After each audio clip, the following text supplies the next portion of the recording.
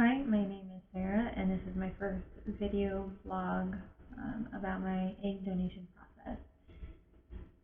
Um, First, I will describe the application, I guess, because I've had some questions about that. Um, when I decided to look into egg donation, I looked for a clinic that was close to me, and I researched and Googled and called some places, and I got an application, and the application was about 40 pages long, and it asked you for genetic history on mom, dad, grandma, grandpa, uncles, aunts, siblings, all of the immediate family. Um, and then at the end of the application, you have the option to add pictures of yourself between ages 1 and 8, I believe. And after I sent in the application, I really didn't have high hopes for being selected because I don't know my father, so I knew none of his genetic history, and I thought that was going to impact it. But about 7 months later, I got an email saying that I was a candidate and that um, once everything came back, if it looked good, I would be placed on a list, and once selected, I would be donating my eggs. So I set up the first initial appointment, which was blood work, follicle testing. They looked at my ovaries, and then a psychology appointment. The blood work, they took 5 vials of blood. They tested for every STD, communicable diseases, general illness, and that all came back good. And then I had an ultrasound done of my ovaries, and I was already producing egg follicles, which was a really good sign for healthy production and a good indication that the donation process was going to go well. And then I met the psychologist, and I don't know if my clinic, is just one of few that does this, or if this is the process for everybody.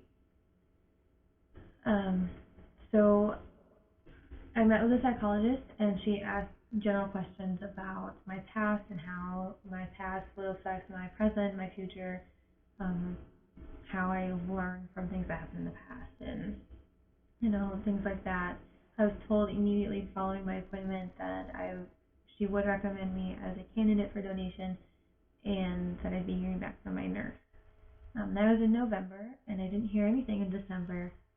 But in January, the first week of January, I got an email saying I've been placed on the donor list, and a week after that, I got an email saying that I've been selected by a donor couple, or a recipient couple.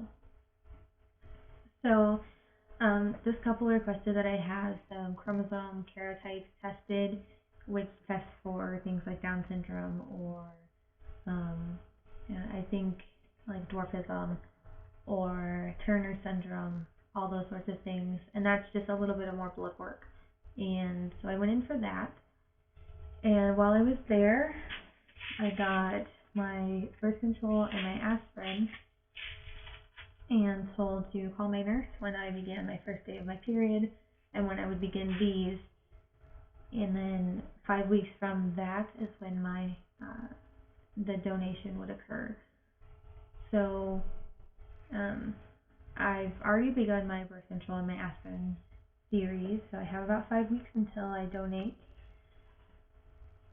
And from here, we set up a 5-week calendar, which I'll be receiving soon, and it details every appointment I'll have, which will be every other day appointments.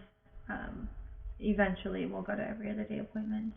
Up until then, it's just some blood working, looking at my ovaries and my follicles again, and just general wellness physical appointments.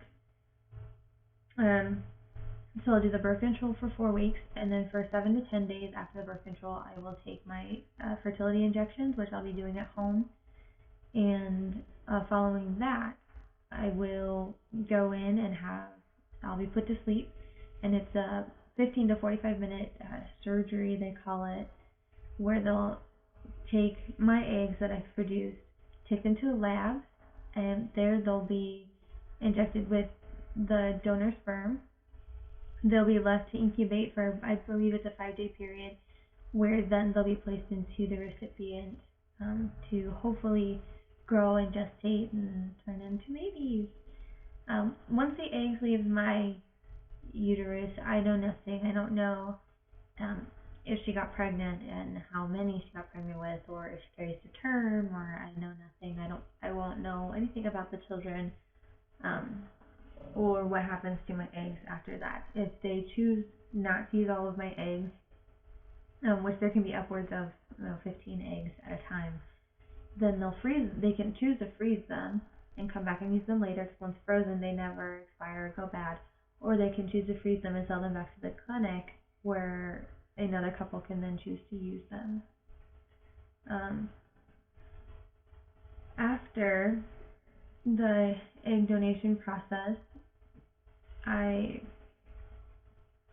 I don't know. I mean, I've been asked would I like to know the children, and if it came about that the recipient was okay with me knowing them, then I would absolutely sort of like you can have an open adoption, like an open donation.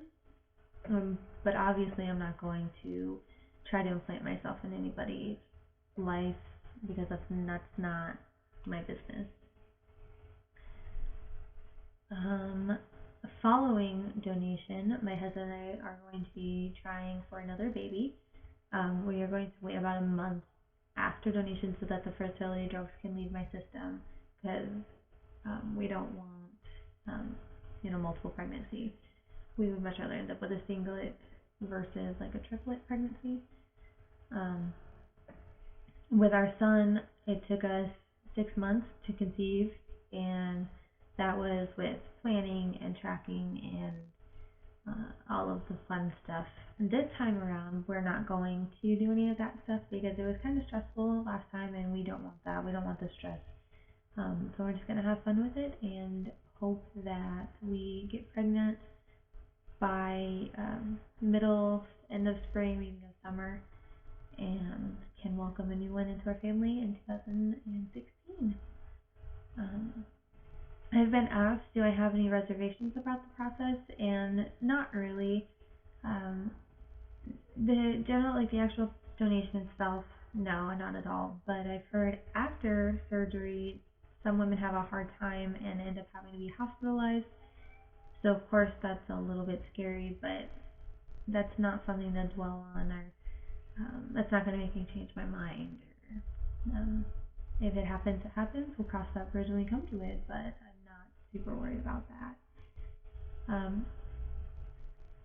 After today, I will try to vlog during the day of my appointments, following my appointments, so that I can keep a running record of what we're doing that day, what our plan is in the future. And I will be doing a vlog the day of my surgery, if I'm feeling up to it, depending on what time my surgery is.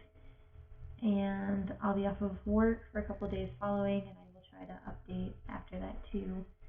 And then maybe this will turn into a trying to conceive vlog, but I don't know. If you have any questions, I will link my personal blog down below, and you can follow me there, and I will be also blogging about the donation process and my son and all of that there, and you can ask me questions there. You can leave a comment below. You just if you need to want to get a hold of me, there's ways to do it. If you know somebody that's donating or that is a recipient and you want to link them to this, that would be great. Until then, I will try to keep you updated.